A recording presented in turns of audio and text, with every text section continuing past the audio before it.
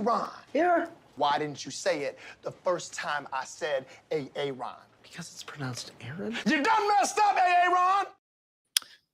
Ron is here, everyone. Welcome back for more SPTV, where every day is a great day not to be in a cult. Somebody done messed up. And it wasn't me, Your Honor. This is going to be a weird video, you guys. I'm going to have to lay this out Memento style. You guys remember the movie Memento? The movie played backwards? I'm going to have to do that in order for this to actually make as much sense as possible. Because filings have been published that indicate Leah Remini's legal team has dropped her as a client. And they're backing out of the Scientology lawsuit. What's strange is the way that this information is coming to us. In a movement like what you have with all the former Scientologists who honestly for generations have been exposing Scientology, but more recently where you have a larger number of people simultaneously exposing Scientology on the internet, specifically YouTube. In a movement like this, you will inevitably get people who try to infiltrate the movement and divide it and create unnecessary drama, import drama, manufacture drama, turn people against each other. And unfortunately, in our movement of former Scientologists and all the thousands of people who've never been in Scientology and also support the movement, one of the people who's emerged in our movement who does that is a woman by the name of Stefani Hutchison. And this is, ironically, the information about Leah being dropped by her legal team is coming to us via Stefani. But the reason I'm going to lay this video out for you backwards is because she almost does it accidentally. Because Stefani published a blog post today blaming me and Jane Doe 1 for Leah Remini's legal team dropping her, except none of the information she provides, none of the documents, filings, motions even imply such a thing. So instead of starting out at the beginning of her blog post and starting out with information that makes no sense, I'm going to start from the end of her blog post and I'm going to show you the actual filing by Bradley Edwards and Brittany Henderson that reveals Leah's legal team had to conflict out of her lawsuit and are having to exit. And based on the documentation Stefani has provided and the documentation she has not provided, no one has stepped up to replace Leah's legal team that we can see. Maybe Stefani wants to provide a clarification on that, but we're gonna go through this step by step. Okay. I do have the lovely BARB, SPTV Tattoo Warrior, helping me star comments in the back. So just so you guys know, she will, if you put comment or question in there, and if it's, she'll star it, and if it's relevant, I'll address it. Okay, so here we have a filing from Bradley Edwards. Guys, Bradley Edwards, Brittany Henderson, two very well-known, very feared and effective attorneys. I believe they've represented a number, if not all, of Jeffrey Epstein's victims. These guys are considered powerhouse attorneys. And also, you can fact check me on this, but my understanding is that, Brad and Brittany have a small firm, but they're very good at what they do. They have a high profile and they have a great reputation, and they can attract clients that it's almost like, well, anyway, they are power players, and yet they have a small firm. So my understanding is that what will happen is that Brad and Brittany will get a client, and then they will go to some of these massive, prestigious law firms and basically ask to partner up. Okay. That is what Brad and Brittany have done up until now with who we're just going to refer to as Jane Doe 1. She became known as Jane Doe 1 because in the Danny Masterson case, she was Jane Doe 1. There's many other cases, or I'm sorry, there's two other cases she's involved in. And even when she's the only Jane Doe, we still call her Jane Doe 1. Okay. I'm going to give, I think this preamble needs to be given in order for a lot of this to make sense. Jane Doe 1 is involved in, let me make sure I understand this right. So there are two lawsuits that Jane Doe 1 is involved in against Scientology. One of those lawsuits is her and a number of other Danny Masterson victims suing Danny Masterson, David Miscavige, and Scientology for harassment. They came forward. Scientology basically launched a harassment fair game campaign against them. It's a civil lawsuit with Jane Doe 1 and other Jane Does and other people who are not Jane Does for harassment. In that lawsuit, Jane Doe 1 was represented by Brad Edwards and Brittany Henderson. Everyone else in that lawsuit was represented by a firm called Boyce Schiller. Okay. So you had one lawsuit, but everyone had the same attorney except Jane Doe 1 for the harassment lawsuit. Okay. The other lawsuit Jane Doe 1 is involved in is suing Gavin Potter, the flagship service organization, Gavin Potter, David Miscavige, RTC, Church of Scientology, Bridge Publications, for what I'm going to call oh crap. I have to cancel this. I didn't put my phone on Do Not Disturb. Yes, I did. Okay. For what I'm going to call a child sex lawsuit. That's what I'm going to call that one. For that lawsuit, she was represented by, just based on all the filings in the case, Bradley Edwards, Brittany Henderson, and a separate firm, Motley Rice. Okay. So one case, Jane Doe is represented by Brad and Brittany, and everyone else is represented by Boyce Schiller. And then in the other case, Jane Doe 1's represented by Brad and Brittany and Motley Rice. Okay. Leah Remini's lawsuit against Scientology, she was also represented. She basically had the same representation that Jane Doe 1 did. She was represented by Motley Rice and Brad and Brittany. So Leah Remini shared representation with Jane Doe 1, but only in one of the lawsuits. Okay. So let's go back to the filing here. And let me open up something. Sorry, guys, bear with me. I'm needing to make sure I'm properly organized on this. All right, here we go. Okay, in the recent, I keep realizing I have to explain something else. In a recent hearing in the harassment lawsuit, where Jane Doe 1 is with a bunch of other Jane Does and a bunch of other people who aren't Jane Does, what happened is just like a month ago or less, a hearing occurred, and Brad and Brittany did not show up to the hearing to represent Jane Doe 1. And Brad and Brittany thought that Jane Doe 1, for the purposes of this hearing, was going to be represented by Boyce Schiller. It turns out there was a miscommunication. There was a misunderstanding. The judge got pissed off that Brad Edwards wasn't there and threatened to fine him and demanded that he submit an explanation to the court for his absence. And that is the filing that we are about to look at here. Okay, so Brad Edwards, Brittany Henderson, Superior Court for the State of California, County of LA, Declaration of Attorney Brad Edwards, Counsel for Plaintiff Jane Doe 1 in response to order to show cause. All right, let's see what Brad has to say. I am an attorney.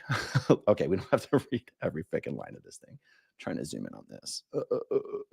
I am an attorney admitted to practice before the courts in the state of Florida and have been admitted to practice pro hac vice before this court. Okay, fine. I submit this declaration in response to the order to show cause regarding my failure to appear at the May 29th further status conference hearing. Okay. I have personal knowledge of the facts stated below and if called to do so, could and would competently testify thereto. Okay, fine. Edwards Pottinger, now Edwards Henderson, filed a substitution of counsel for Jane Doe 1 on March 7th, 2022. Wait. March 7th, 2022. Okay, fine. I'm fast forwarding on this thing. Here we go. In April, okay, so that's 2 months ago. In April, Edwards Henderson learned of a potential conflict of interest through discussions protected by the attorney-client privilege. After investigating the potential conflict, our firm determined it could not continue its representation of Jane Doe 1. The only language there says, during an attorney-client protected conversation, they learned of a potential conflict of interest. Pretty straightforward. Nothing weird. No slanderous insinuations. No one's being accused of leaking information. It says a potential conflict of interest. All right, let's keep going. In April, Edwards Henderson learned of a potential conflict of interest through discussions protected by the attorney-client privilege. That means this is while having a conversation with their clients, they became aware of a potential conflict of interest. You'll notice it doesn't say breach of confidentiality. It doesn't say breach of attorney-client privilege. It says conflict of interest. You're going to see why I'm beating this like a dead horse. Okay. Okay. After investigating the potential conflict, our firm determined it could not continue its representation of Jane Doe 1. Edwards Henderson also determined that it had to withdraw from 2 separate cases. And these cases are, because I'm already familiar with them, one of these cases is Jane Doe's child sex lawsuit, Jane Doe 1's child sex lawsuit, that she was being represented by Motley Rice and Brad and Brittany. And they also had to withdraw, Brad and Brittany also had to withdraw from Leah Remini's lawsuit against Scientology, where she was being represented by Motley Rice and Brad and Brittany. Okay, just in the limited amount of information we have so far, between which parties does it seem there was a conflict of interest?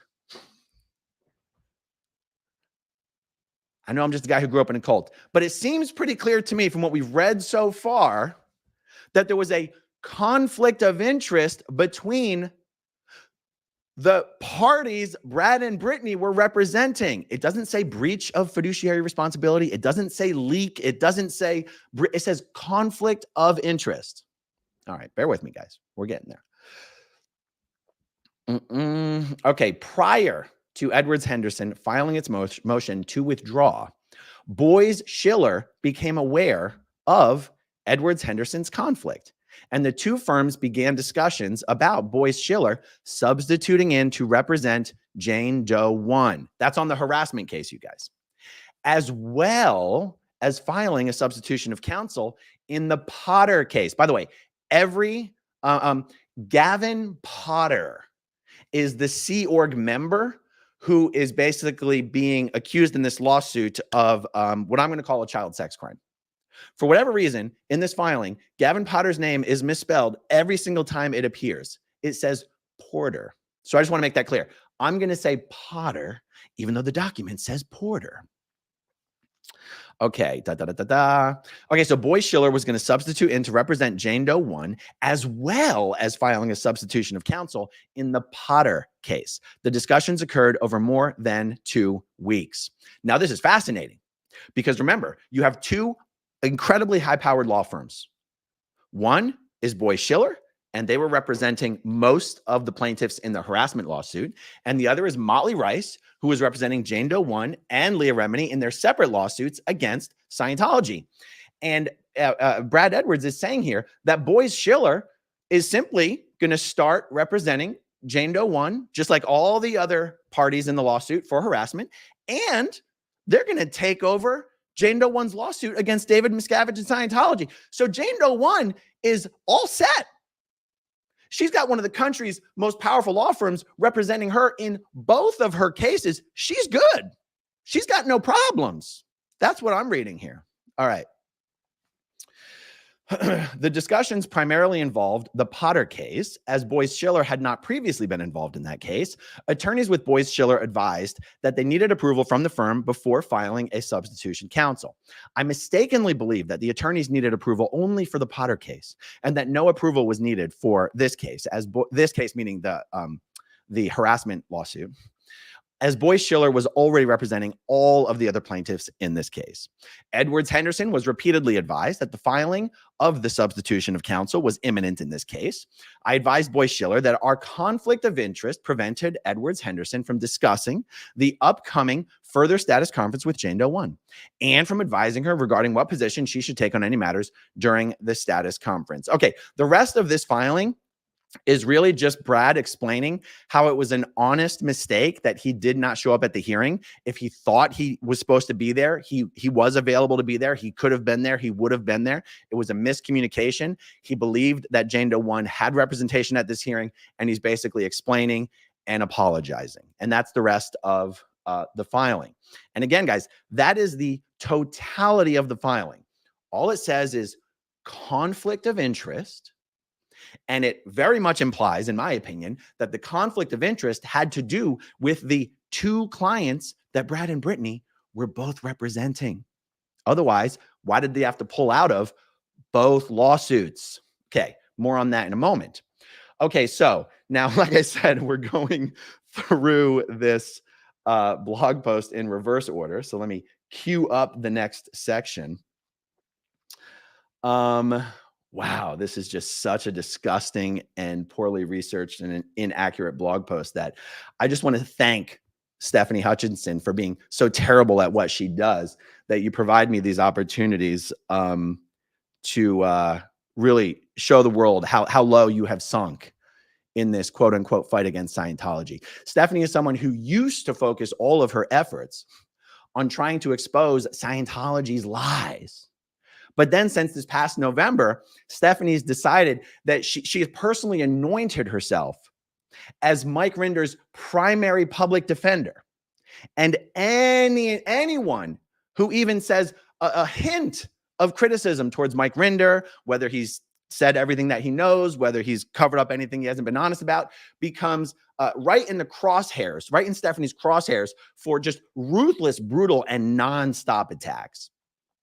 Stefani's a troubled woman, and I thank you for doing such a poorly researched blog post so that it opens the door for some further discussion. So I do thank you for that. Okay, so let's see here. Sorry, guys, I'm just trying to find the right place to enter the blog post. Okay, here we go. Right here. This is where I want to enter.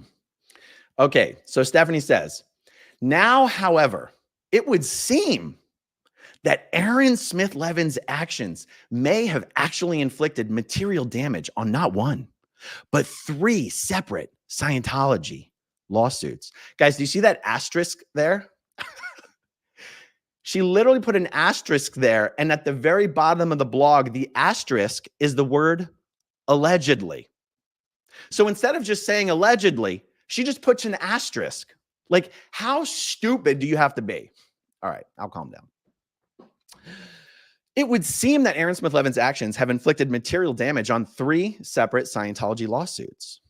Attorney Brad Edwards of Edwards Henderson faced an order to show cause in the Danny Masterson Scientology civil lawsuit, along with a possible $5,000 fine for not showing up to the last hearing on behalf of Jane Doe 1.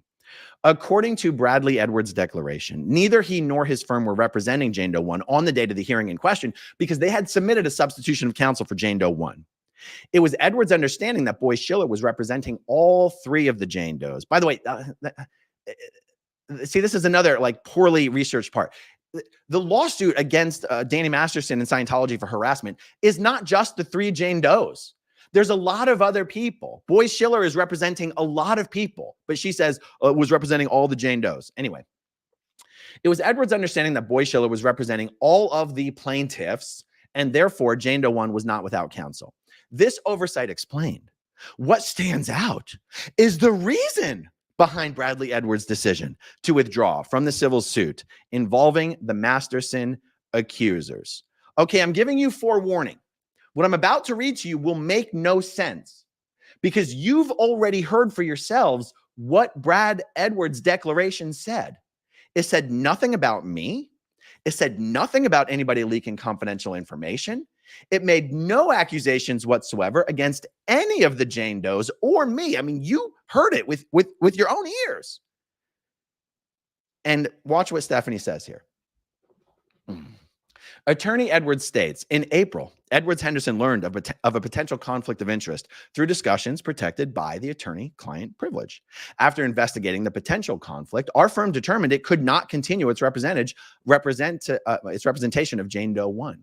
Further, Edwards Henderson also determined that it had to withdraw from 2 separate cases. Okay, good. The following is now Stefani's editorialization here. Quote, thus, Asmithlevin actions resulted in the loss of an attorney for 3 different but vitally important legal cases. Huh? Did you guys see anything in that document that even hinted or implied anything to do with me? I mean, look, I know Stefani is a little messed up in the head, but she's not just usually just like inventing things. I mean, that's not true. Recently, she has been inventing some things and seeing ghosts and all that kind of stuff. But You saw the document. Guys, the document that I just shared with you is the document that Stefani has embedded at the end of her blog post. She's just absolutely inventing, just pulling out of thin air. I am the reason that these lawyers stepped down. But wait, she's about to go after Jane Doe 1. Okay. Aaron Asmithlevin actions resulted in the loss of an attorney for 3 different but vitally important legal cases. Asmithlevin is not alone in responsibility for this debacle. Guys, first of all, I ask you, why is an attorney stepping down and being represented a debacle? One might wonder, we already know it's not a debacle for Jane Doe 1 because Bradley Edwards just said that Boyce Schiller is taking over all of her representation for both lawsuits. That's not a debacle. Boyce Schiller is one of the best law firms out there. Boyce Schiller already knows everything about this litigation. I wonder who it's a debacle for. It's almost like Stefani is saying, without realizing she's accidentally saying it, it's a debacle for Leah Remini.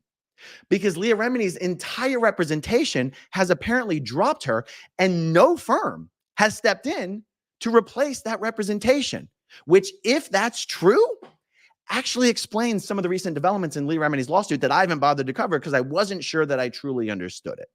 Okay. Asmithlevin is not alone in responsibility for this debacle, however.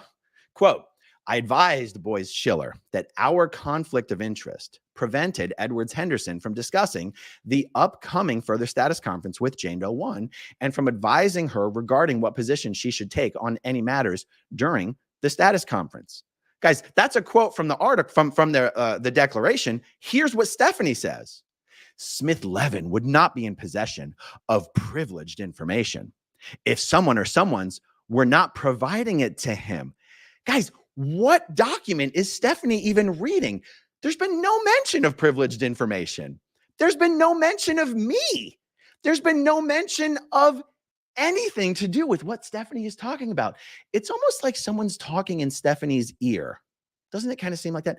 It's almost like Stefani's literally accusing, well, it seems like she's accusing Jane Doe 1 of leaking privileged information to me, causing the attorney to be conflicted out, which, first of all, is not true, has never happened. No one's ever made such an accusation. No one's ever made such an inquiry.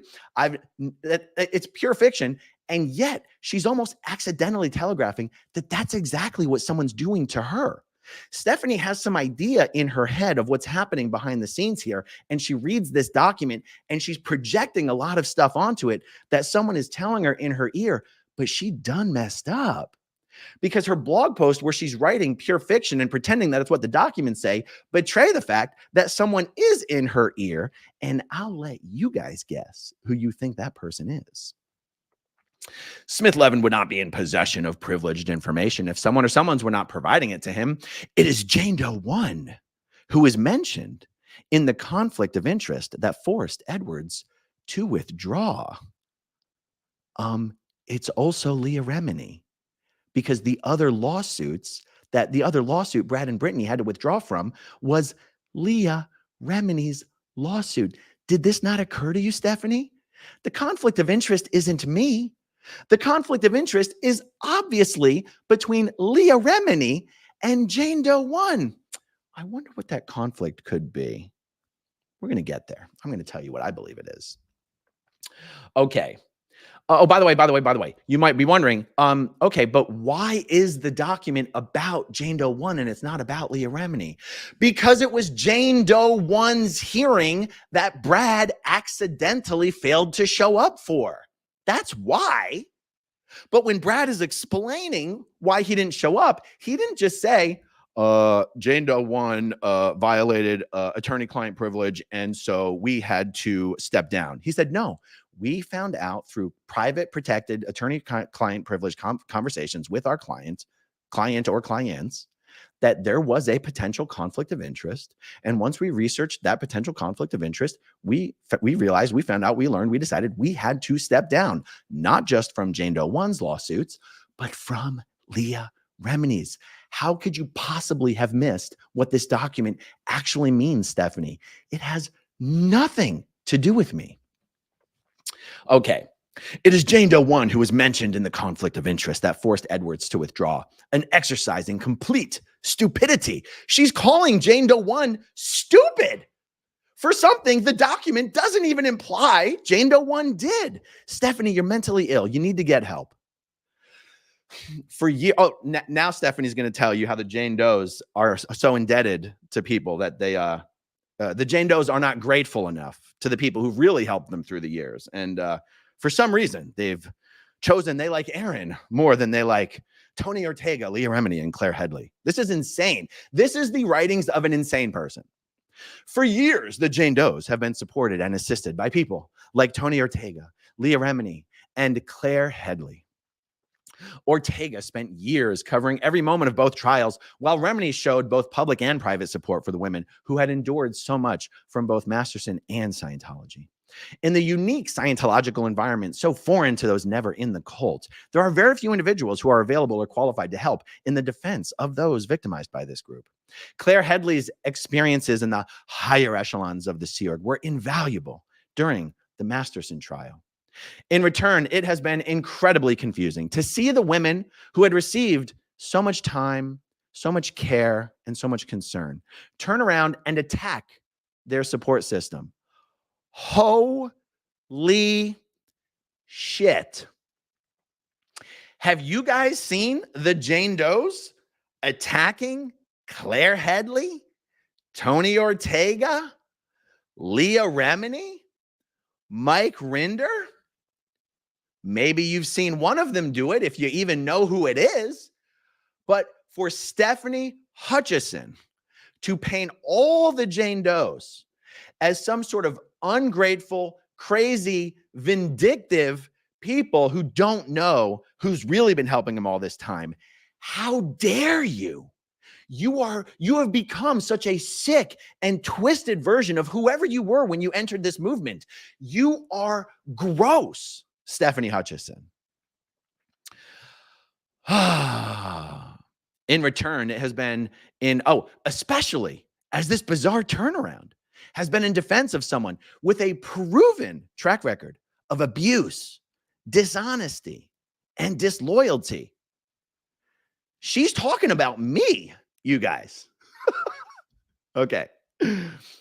Now it appears that in the name of YouTube fame, money, and misplaced trust, 3 lawsuits are adversely affected in the loss of Brad Edwards and Brittany Henderson, 2 extremely powerful attorneys. So here's the thing.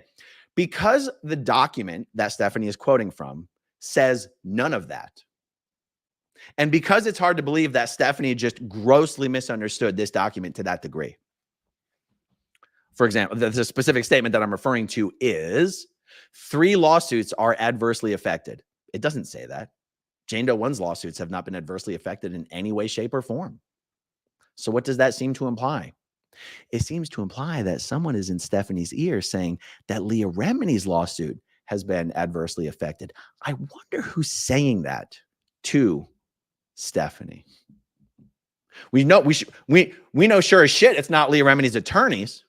Who else would be speaking on behalf of the status of Leah Remini's case to Stefani Hutchinson?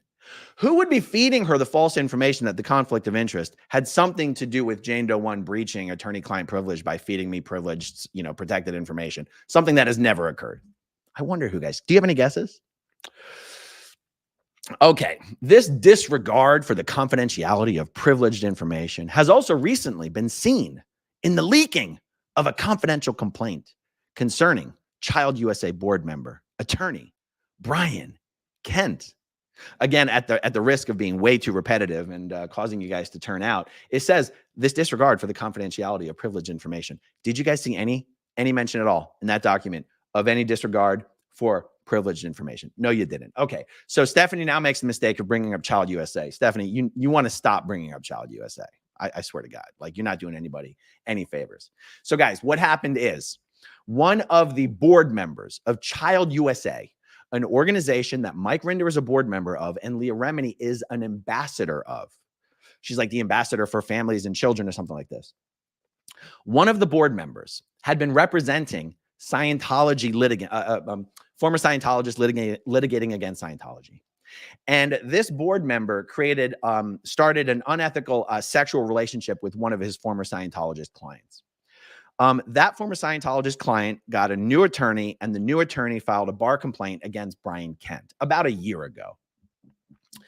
And what happened is, the bar complaint. So the bar complaint, the former Scientologist who got the new attorney, and the new attorney submitted a bar complaint against Brian Kent. The former Scientologist who had been a client of Brian Kent shared a copy of that bar complaint with a whole bunch of people in our community of former Scientologists. Stephanie calls that a confidential complaint concerning Child USA board member attorney Brian Kent. Stephanie, you used to be a good researcher. I don't know what happened to you. The bar complaint is not confidential. The investigation that the bar is conducting is confidential. The complaint is not. The complaint was shared with a whole bunch of people who had no obligation to protect Brian Kent. It was up to, the attorney and the former Scientologist to share this complaint, and it was shared. The complaint isn't confidential.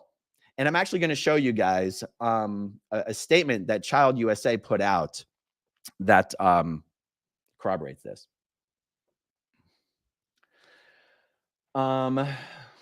Actually, I guess I'll leave it up to you whether it corroborates it or not, because it's a little mealy mouthed. But here, let's. This is from Child USA's. This is from Child USA's website. I'm going to read it to you, and then I'm going to give you some thoughts. A statement from the Child USA Board of Directors, April 20th. Okay, note the date there, April 20th. Do you guys remember when Brian Kent said his firm became aware of a potential conflict of interest? It was in April. Buckle up, guys. We've got more coming. Okay, the Board of Directors of Child USA recently learned of a confidential complaint. Okay, it does call it a confidential complaint, filed with the disciplinary board of the Supreme Court of Pennsylvania regarding allegations of misconduct made against attorney Brian Kent. At the time, Mr. Kent was a member of Child USA's board of directors. As soon as this information came to the attention of Child USA's board, it immediately took action to address the allegations against Mr. Kent. On April 15th, 2024, Mr. Kent tendered his resignation to the board without further comment. Mr. Kent had not informed the board of the complaint filed against him prior to his resignation. That's interesting. Do you guys agree with me? Here's how I interpret that sentence. Mr. Kent had not informed the board of the complaint filed against him prior to his resignation. I might be reading too much into it, but to me, when I read that sentence, it implies that he could have if he wanted to. He could have if he chose to. Because otherwise, if I'm Child USA, I would have said Mr. Kent was prohibited from sharing information with the board about the complaint. I wouldn't just say he didn't do it. I would have said he was prohibited from doing it. Am I reading too much into it? Do you guys read it the same way that I do? Okay. Brian Kent had not informed the board of the complaint filed against him prior to his resignation. It is the Child USA board's understanding that the complaint remains under confidential investigation by the disciplinary board of the Supreme Court of Pennsylvania. Child USA believes survivors of sexual abuse and remains focused on its mission in helping kids stay kids. Child USA has not and will not condone the behavior of abusers and has not and will not ever protect or harbor those abusers. Oh boy, there was. Oh, it gets better. It gets better. Marcy Hamilton, the founder and CEO of Child USA. Oh no, I have to log into this news website. Oh no. I was going to share with you guys an article, but I can't because it's behind a paywall. Marcy Hamilton, the founder and chairman, the founder and CEO of Child USA, issued a comment to the Philadelphia Inquirer, who published an investigation into this. And she said that the gravity of the crimes that Brian Kent has committed warrants an FBI investigation. Do you know what Marcy Hamilton didn't do? She didn't complain and cry that someone published the bar complaint against Brian Kent. Do you know how insane it is to complain that someone made public a complaint against a predator criminal who was working on the board of an organization designed to protect child sex victims? And Stefani Hutchinson is complaining. First of all, she's blaming me, which is totally false. She's blaming me for leaking the complaint. I didn't leak the complaint. Stefani literally makes these things up. I didn't leak it. By the way, the video about this complaint was first done by Rabbit on Down the Rabbit Hole News. Who gave the complaint to Rabbit? Not me. Stefani has no reason to believe that I leaked the complaint, and yet she says it like it's a fact, and she actually complains that I did it. Aaron showed disregard for the confidential nature of the BARB complaint. What? This is a predator who was exposed by a YouTuber, and in the aftermath of the exposure, was removed from his position at Child USA. Let's not bring, he just resigned. Yeah, he had no choice but to resign. He was removed from his position at Child USA. He was fired from his law firm. And the CEO of Child USA is calling for an FBI investigation. But what is Stefani doing? Aaron's a piece of shit for leaking that complaint against Brian Kent. He has no regard for the sanctity of confidentiality. Stefani, you're mentally ill. You need to get help. Okay, let's see. All right. The disregard for the confidentiality of privileged information has also recently been seen in the leaking of a confidential complaint concerning Child USA board member attorney Brian Kent. A leak also supposed to be classified and protected, also involving Aaron Asmithlevin. If I had been the one to leak the complaint and do a video about it, I would be a fucking hero. Stefani's actually trying to pillory me for it. So the two things she's accusing me of in this blog post are completely false. I was never in receipt of any confidential or protected information of any attorney-client privilege. No one's ever implied such a thing. No one's ever stated such a thing. No one's ever accused such a thing. I did not leak the complaint, the BARB complaint against Brian Kent. None of these things are true, but Stefani says them. I wonder who's telling Stefani that these things are true. Do you guys have any guesses? Okay. If recent history is used to measure future behavior, it is only a matter of time before those who believe they are friends of ASL find themselves in the cold and on the hook alone. The bridges so insanely burned for no other discernible reason than to curry favor with Aaron Asmithlevin are going to be noticeably missing in the future. Guys, she's talking about the freaking Jane Does. She's talking about the Jane Does. The bridges so insanely, she's saying the Jane Does have so insanely burned bridges, with their holinesses.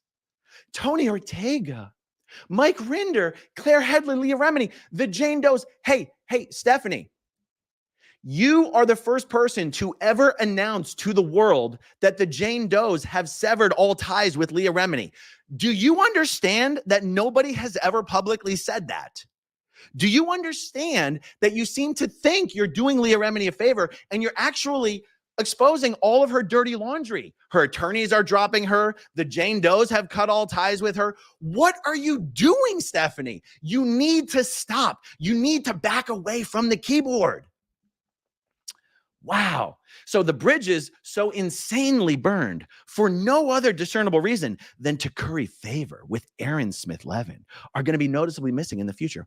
Why would the Jane Does do anything just to curry favor with me? I think you have the power dynamic here completely flipped on its ass. If anything, I would be trying to curry favor with the Jane Does. Like, I don't understand why you think it would go the other way around. The Jane Does don't need me. But if I'm to tell you the truth, I'm great friends with the Jane Does. Not because any of us need to curry any favor with each other, but because in the real world, Stefani, there's such a thing called friends. And friends know who their friends are based on how their friends treat each other. And when so-called friends stop treating others like friends, They're no longer friends. All right, I said friends too many times. Okay, let's see. Does this get silly? Okay, without the counsel of Brad Edwards and his firm, combined with the loss of earlier witnesses and supporters, one wonders what the outcome of the Masterson accusers' civil trial will be. Guys, again, at the risk of being so redundant, one law firm has tagged out and has tagged in another unbelievably reputable, competent, knowledgeable law firm who is already completely familiar with all of the Scientology issues. Again, Stefani, so not only have you inadvertently revealed that Leah Remini's team has dropped her, not only have you stupidly revealed that the Jane Does have severed all ties with her, but you've also revealed that out of the 3 lawsuits in question here, only Leah Remini's lawsuit has been damaged. Why do you think, what's your guess, Stefani, as to why that's true? Why do you guess that the Jane Doe 1 has another firm ready and willing to take her on? And apparently Leah Remini's got nobody interested in taking her case on. Why do you think that is, Stefani? And whoever it is that's in your ear, maybe you want to ask them that question. I have my guesses, but they're just guesses. Okay. Wow. Guys, I swear to God, what she says here about the Jane Does is libelous. Here's the last paragraph. This is absolutely libelous. To be clear, I'm quoting Stefani Hutchinson. To be clear, the Jane Does burned their bridges, threw several major wrenches into their own cases by sharing privileged information with Asmithlevin and by dissing the very people who could help them in their civil cases, such as Tony Ortega, Mike Rinder, and Claire Headley, who could testify and help with information and documentation. I feel like I read the sentence wrong. To be clear, the Jane Does burned their bridges and threw several major wrenches into their own cases by sharing privileged information with Asmithlevin and by dissing the very people who could help them on their civil cases, such as Tony Ortega, Mike Rinder, and Claire Headley, who could testify and help with information and documentation. That is straight up libel. And Stefani Hutchinson, you know damn well that Jane Doe 1 has the time, the money, and the interest and the fortitude to sue the fuck out of you for making this false accusation in writing about the Jane Does. You know goddamn well that she will. You better delete this blog post and you better issue an apology. There has not even been an implication that Jane Doe 1 has shared any information outside of attorney confidentiality. Zero. You literally made it up. It doesn't say it in any of the documentation. And it's never happened. It's just a false statement. How in the hell does blogger Tony Ortega going to help the Jane Does in their lawsuit against Scientology? He's a blogger. What are you talking about? I think the Jane Does might have an opinion about your blog post. I think you might want to delete your Twitter before the Jane Does make their opinion about you and your libelous blog post known. You really fucked up here. This is beyond the pale. You've lost your marbles. Your energies used to be directed towards trying to debunk false Scientology claims. Now you're so fixated with hatred that you're consumed with attacking the former Scientologists who are trying to expose Scientology. Just get out of the way, Stefani. Just go away. Go back to whatever hole that you crawled out of. Seek professional help. Get on some medication. Go for a walk. Touch the grass. Do something. But you're fucking all of your friends over by doing blog posts like this. I'm not sure Leah Remini is going to be pretty happy with your blog post. She won't be happy with this video, but this video is about your shit blog post. You're in some shit, Steph. You are in some shit. Oh yeah, this is what I wanted to show you guys. Let's go back to April. What happened in April, guys? Well, some of the Jane Does, 2 of the Jane Does and 1 non-Jane Doe put out a statement regarding Child USA and Brian Kent. And maybe you guys can read between the lines here. Chrissy Carnell Bixler put this on her Instagram stories, and I screenshotted it and I posted it to Twitter. Statement issued from 3 of Danny Masterson's victims. Quote, as we continue to uncover information regarding our former attorney, Brian Kent, we are feeling profoundly disturbed. It is imperative for us at this juncture to meticulously examine all emerging revelations, alongside reflecting on our own encounters and the monumental breach of trust that we have experienced. Our sincere sympathies extend to all victims who have endured further harm at the hands of individuals purporting to be advocates. Oh boy. Well, Stefani Hutchinson, if the world had any question as to whether they were talking about Leah Remini in their quote, they don't have any doubt now. Thanks, Stefani. It almost seems like if you line up the dates and you line up the posts and you line up the statements, it almost seems like the conflict of interest that Brad and Brittany and, is it Motley Rice? The conflict of interest that Brad and Brittany and Motley Rice discovered that they had between Leah Remini and Jane Doe 1, it almost seems like it had to do with Child USA.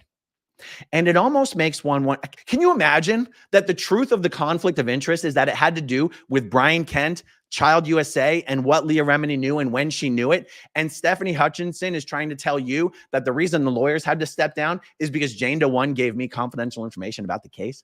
What? That's how insane this is. So it's almost like when the Jane Does found out the extent of Brian Kent's crimes, and that when the Jane Does found out that Brian Kent had effectively torpedoed their case for 2 years, it's almost like perhaps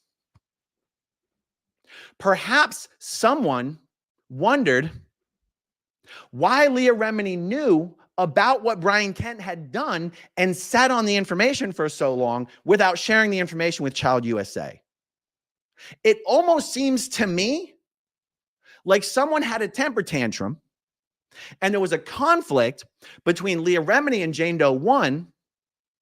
And it seems to me, because I've done some research on this, guys, I've consulted with some leading attorneys on this subject. The following is something that I represent to be a fact, but you guys can fact check me on it.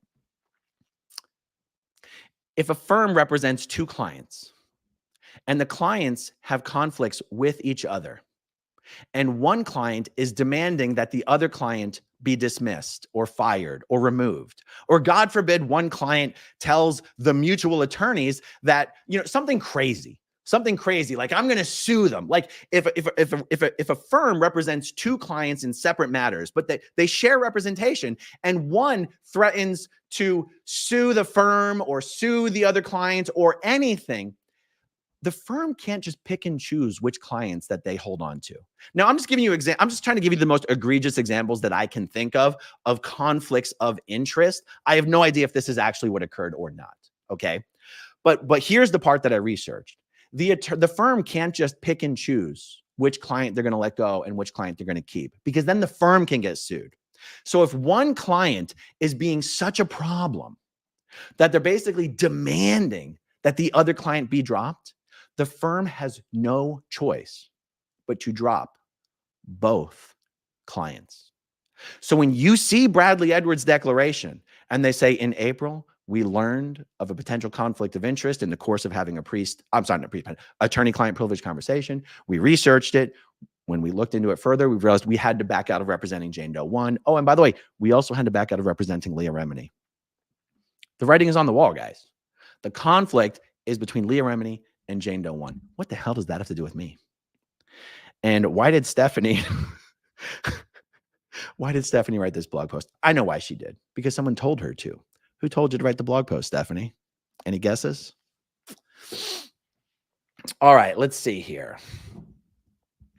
When I say that this development of, now I realize the only filing that we've seen is from Brad Edwards, but that's only because Brad Edwards, the one who didn't show up to the hearing.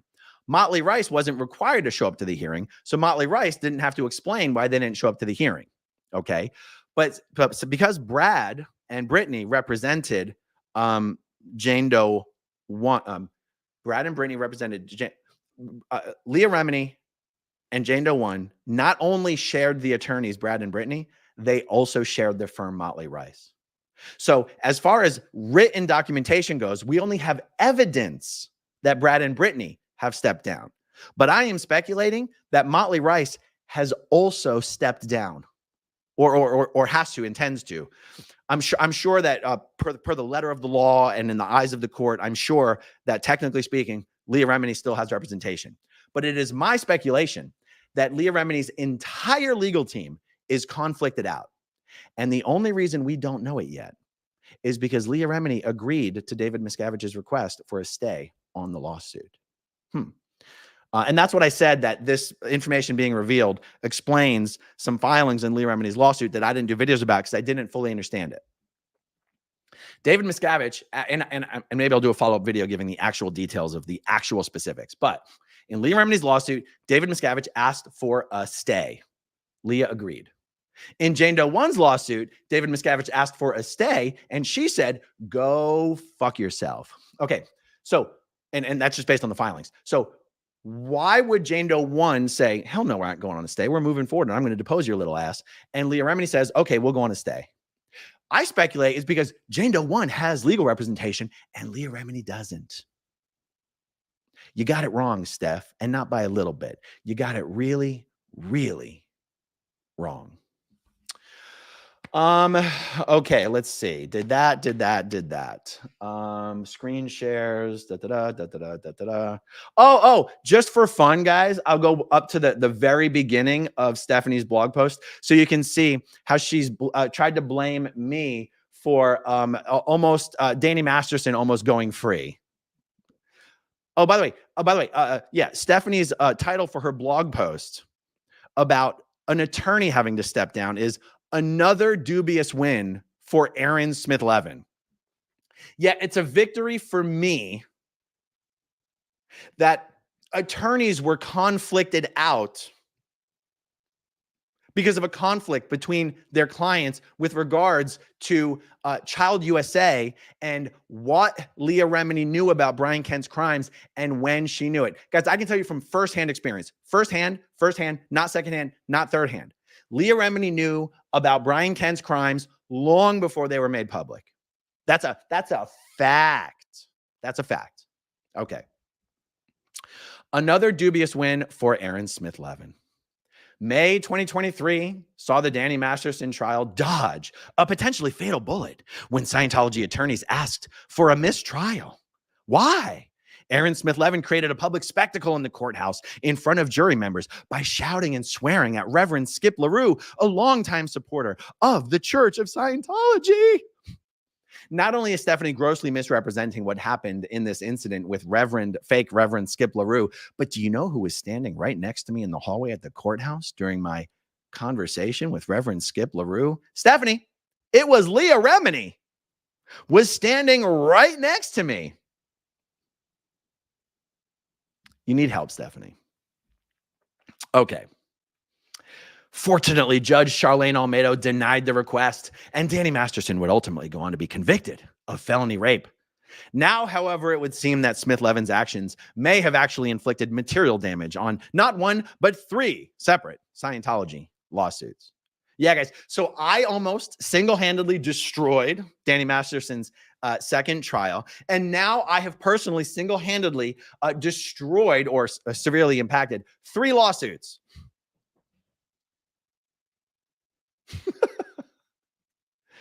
So it's funny. I wanted the video to be, and that's why I named the video what I did. Leah Remini's attorneys drop her as a client. Stefani doesn't even realize that's what her blog post revealed. Because she doesn't understand how all these pieces connect, how all these dots connect. She doesn't understand. Someone's whispering in her ear. Someone who's very, very mad. Someone who, because they didn't know that you can't demand that your attorneys fire another client, conflicted out her entire legal team. Congratulations.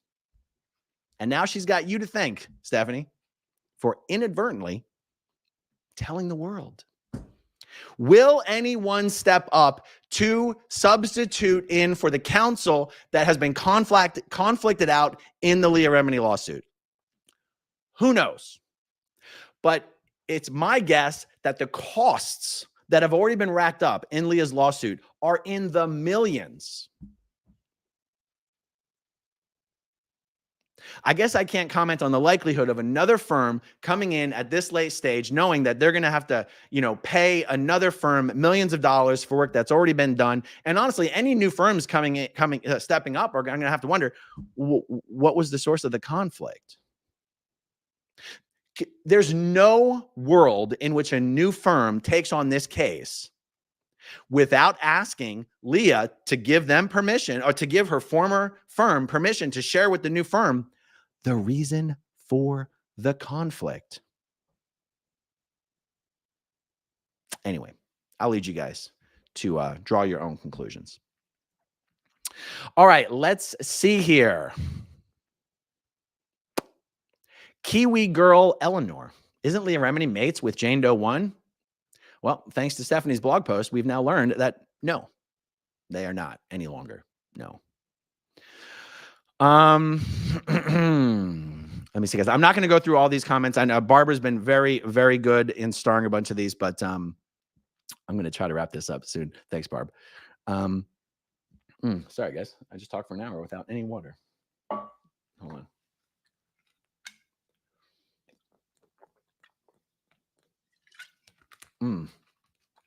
Hi, Marilyn. Good to see you.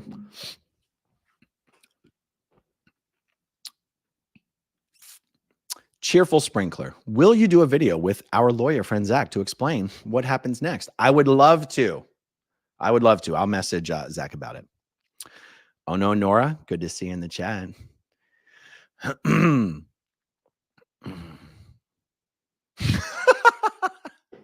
Mark Bunker says, I was wondering how you could be blamed for this. This was a head scratcher. Good to see you, Mark. Finally, I'm being blamed for something that just literally has nothing to do with me. It's kind of refreshing. It's a nice change. Natcat 180. I'm calling it now. Aaron caused COVID. KC Cat. Stefani is becoming more desperate and unhinged. Take that as a warning. That makes her dangerous. Make sure someone has your 6 at all times. Might be time for a PPO. True. I mean, if she lived anywhere near me, I would do that, but she lives in like North Carolina or something. Marjan, good to see you. Thank you.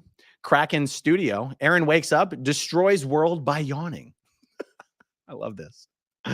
Selfless Self. It sounds like Scientology security altered importance after a big fail. Legally, Mike and Leah have set their minions after you. Oh yeah, that's for sure.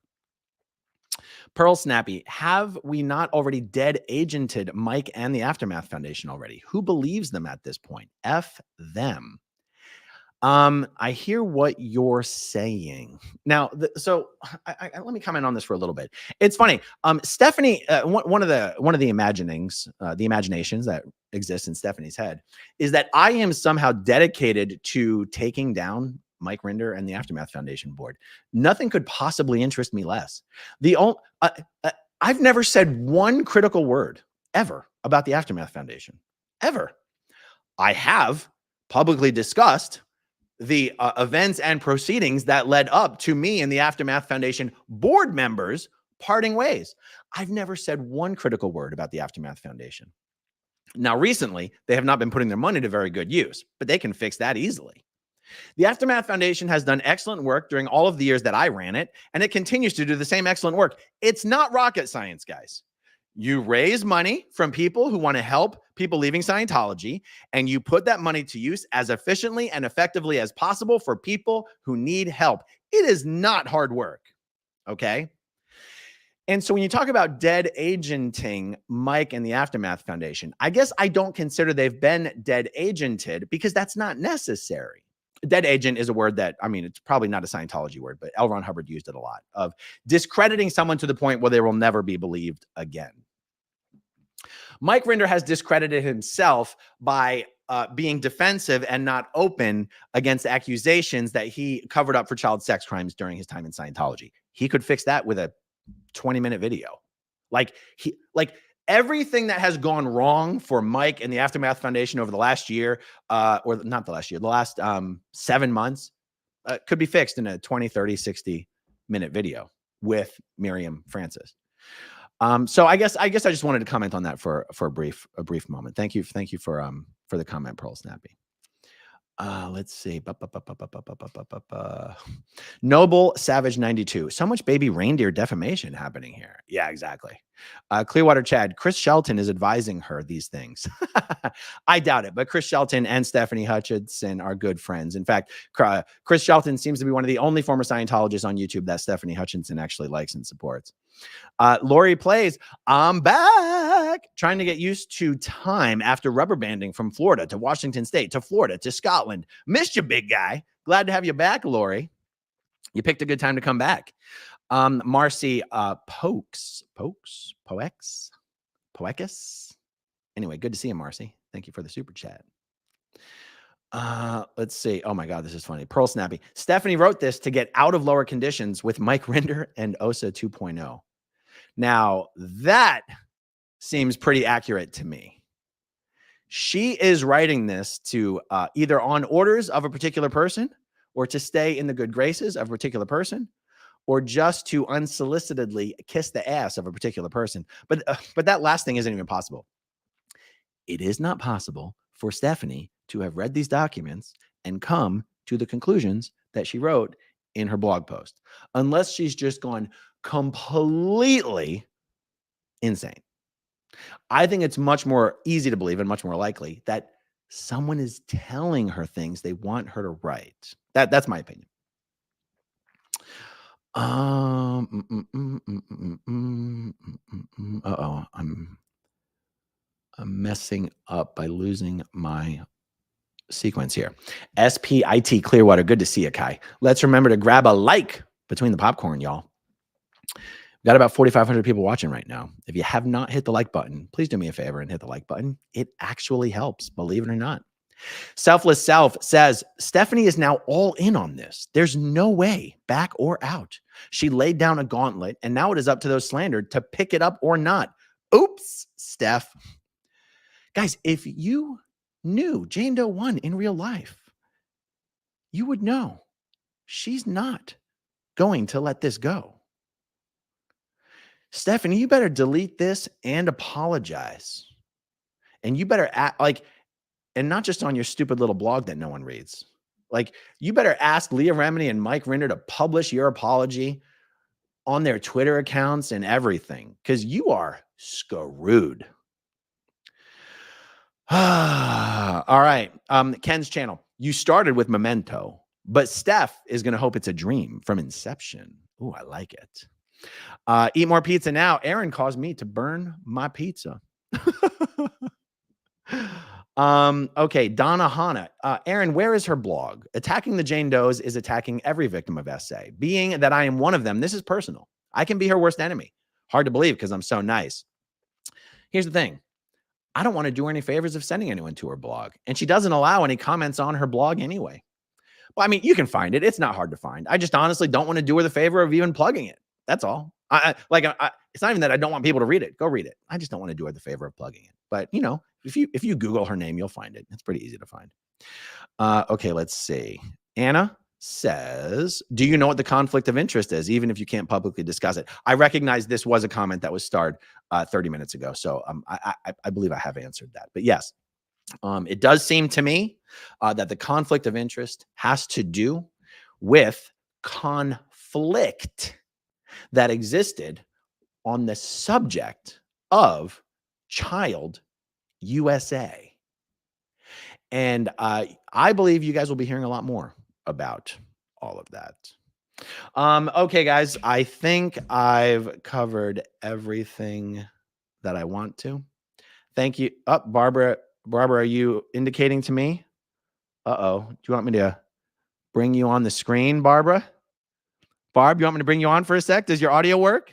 Are you sure? All right. I can't hear you, Barb. Barb, I can't hear you. Oh, you just want to show everyone your hair?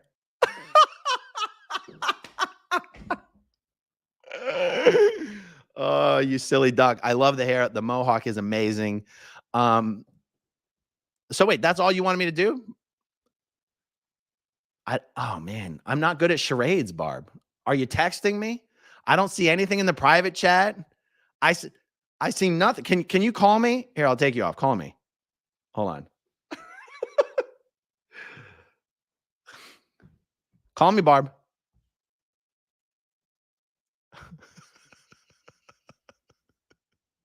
This is not how I expected this video to end. Barb, you got to call me. Okay. Yeah, what's up? What do you want to do? Come on. That was it? Okay, fine. Thank you. Thank you. Marjon K. Kavuski. That is how dedicated Barb is to you. That was all about this super sticker. All right, guys. Thank you for hanging out with me this evening. Thank you, as always, to everyone who watches until the very end, and I'll talk to you soon. Okay, if you want to see my rock and roll songs, click right on this guitar. And if you want to see a different one of my videos,